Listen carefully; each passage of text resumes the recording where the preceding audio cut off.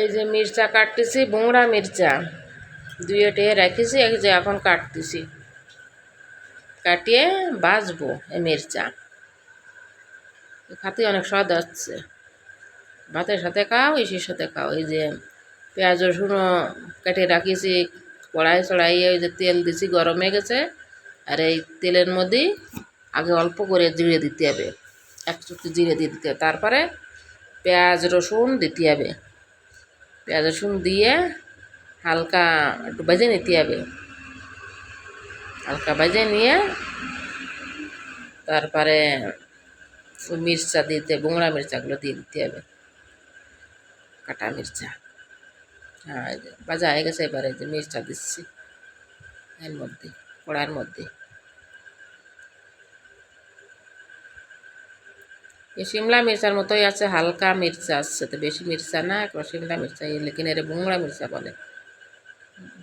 নমক হলদি দিয়ে হিলাই সিলাইয়ে বানাও, ডেকে ডেকে বানাও, হিলাই সিলাই ডেকে ডেকে, জল পড়ে না এর মধ্যে।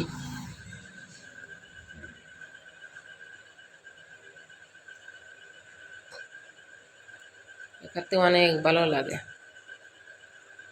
ঝটপট বনিয়ে যায়।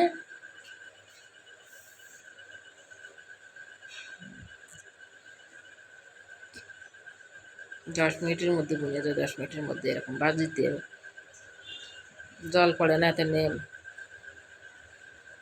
এই যে ভাজার মতো হয়ে গেছে, প্যাঁচে এবার নামাবো।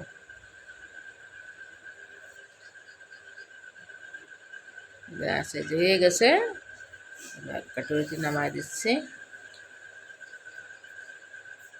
এই যে হয়ে গেছে, কত সুন্দর লাগতেছে, খাতেও অনেক ভালো লাগে মির্চা, ভাতের সাথে বা রুটির সাথে।